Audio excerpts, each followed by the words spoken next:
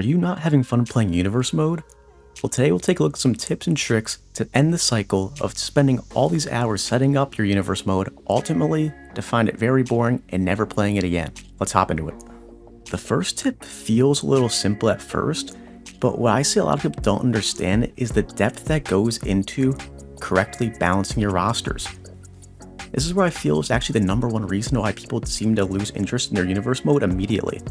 You get all excited to set up your roster through drafting, then when it comes time to actually put them in feuds and push these superstars forward, that's where it all falls apart. I find that it goes deeper beyond just the draft. You need to focus on who are going to be your main stars in each division. So what I like to do is put my roster to a spreadsheet. It takes a few minutes, and then I pick out 2 to 4 people per division for the world titles in the mid-card and tag who's going to be the stars of that year. And just because I'm picking those as the stars of that year doesn't necessarily mean they're going to be the 2 to 4 that always hold the titles throughout the year. You can have mix-up of other people in the main event, mid-card, and tag that win the titles because the supporting cast matters as well. And when I say supporting cast, I'm not talking about just the mid-carders. They're supporting cast from the main event scene. Kevin Owens and Finn Balor, they haven't won world titles in a long time, but they're in the main event scene a lot. So I would say they're supporting cast. And to make sure the supporting cast is getting the needed attention in the build to make them reputable opponents, I make sure I kind of alternate. Maybe I'll have one star of a division face off against another star for a feud. Then the following feud would be a star versus a supporting cast member. That way you're keeping the division fresh. Yes, supporting cast likely will not win the title, but at least they're a legitimate threat and you're building them as a legitimate threat. And you're kind of allowing buffer periods between huge feuds and maybe smaller feuds. That way you don't feel like you're busting out every possible big feud all at once, and then your later years and seasons in Universe Mode become just pretty meh, and you lose interest.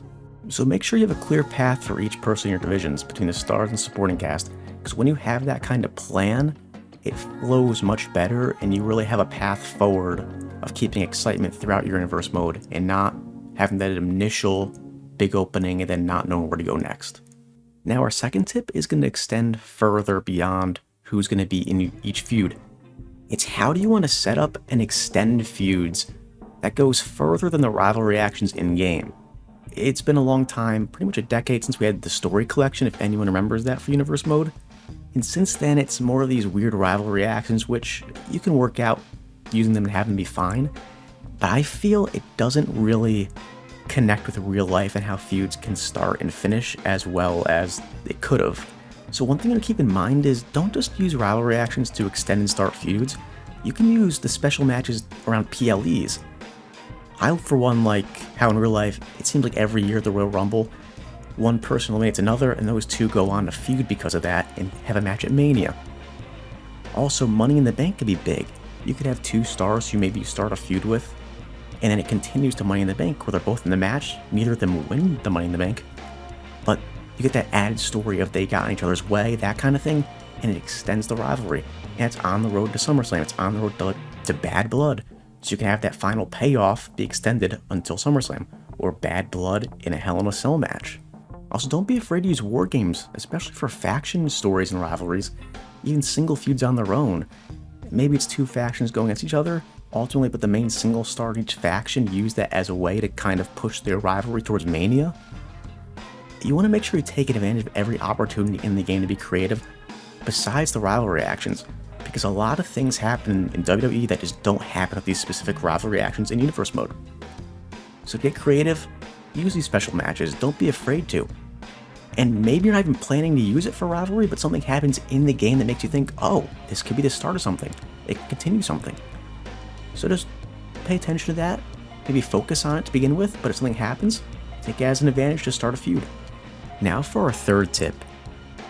It feels like when people start to really get into these rosters, get feuds going, they find that it's hard to keep everyone involved. So with an overcrowded roster, tip 3 takes advantage of injuries. In-game with the rivalry action, the injuries doesn't seem to work. I don't know how many years in a row now, 3 years I think with the rivalry actions, it does not work. Previous games before the rivalry actions with other Universe Mode systems didn't work. But you can just make injuries on your own. Because in real life, whether it's an attack, like just recently, Seth Rollins attacked Roman Reigns. The reports are Roman Reigns is going to be out until June. So have a post-match attack option in the rivalry actions, and then take the person off the roster. Have them return to set up a feud for later. Also, over a decade ago now, there was the Chris Jericho turn on Edge, which ultimately led that Royal Rumble return for Edge, and led to their WrestleMania match. I believe it was WrestleMania match. I forget. It's been so long. But it's these attacks that can allow you to have a guy injured for a little bit, and then bring them back later, because if you take them out of the picture for a little bit, the roster becomes less crowded, and then eventually you bring them back to that big payoff. So it's a win-win in the short term. Less crowded roster makes it easier, less anxiety about getting everyone on the shows, and then you get the big payoff later. Also, it doesn't even need to be attacks. Think about a Hell in a Cell match, how brutal the Punk and Drew McIntyre match was. Think about a street fight. Think of those tag matches post Mania 40, I believe, maybe it was 39, I'm already forgetting, of Sammy and KO versus the Judgment Day. You can have injuries there, and it doesn't even need to lead to a future feud. It could just be, oh, the superstar got hurt losing a feud, and then they'll come back in 3 months, 6 months, whatever it be, to set up a big run for them in the future, while also making the roster less crowded now. So make sure to take advantage of injuries, because they happen in real life, whether it's an accidental one like Charlotte Flair or a planned one like Roman Reigns. Injuries happen, and it allows you to shake up your roster in the immediate time, while also setting up big future plans later. Now for our fourth tip, we're going to go in the other direction of tip 3. We're going to focus on expanding our roster. You got to remember, some superstars may get stale, some you may not use, and you might think, maybe I'm better off replacing them and adding some new ones in. So obviously the easy one is, post-Mania, maybe you have some NXT call-ups like in real life. You know, you have Trick Williams everyone's waiting for, Obafemi. And the women's side, you have Julia, Stephanie Valkyr. You got a lot of NXT call-ups ready to come up. That'll be exciting as you can add them to the mid-card divisions, maybe make some tag teams, really freshen up your universe mode. But also, don't forget about maybe some additions of returning superstars who used to be in the WWE, or new ones making the jump to WWE. Right now in real life, we just had Rusev and Aleister Black return. You can have them make their returns in your universe mode, as they'll be able to make huge impacts to the mid-card probably day one if you want them to. Also, what about some additions of returning superstars to the main event scene? What about an alternate universe where Edge or Daniel Bryan make that comeback and immediately shake up the main event scene? Put them in the main event title pictures for the world titles. That could be a lot of fun to do a couple years in. Then on the women's side, maybe think not even of returns of old superstars, what about just the new ones coming in? For those who may not know, Mariah May, who's in AEW, there's a lot of rumors that her contract's coming up and she might be looking to jump ship to WWE. What if she makes an immediate impact and you add her into your universe? Do you want her in the mid-card? Main event scene? You could do whatever. So make sure to take advantage of not just the NXT call-ups of the superstars in the game, but head over to Community Creations, focus on some wrestlers outside the WWE, and add them in to add excitement later on in your universe mode.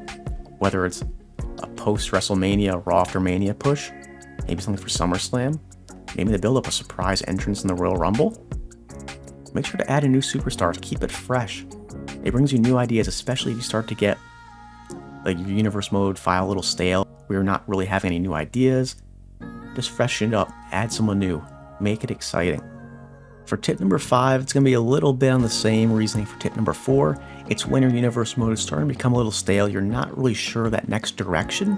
What I like to do is use ChatGPT. It's actually really good for coming up with ideas for new feuds, new storylines. It can even help with promos. So for coming up with feuds, I do a couple different things. One, I can list the superstars that I want to have in a feud, and I could be like, tell it to come up with a feud idea, or come up with like 10 different feud ideas, and I'll look through the results and see if there's anything interesting. They all might not be perfect, but maybe there's just a little bit of a detail in one of the ideas that it comes up with that makes you think, oh, maybe I won't do what it's giving me, but I can do this because it gave me a specific detail, and it sparks a new idea.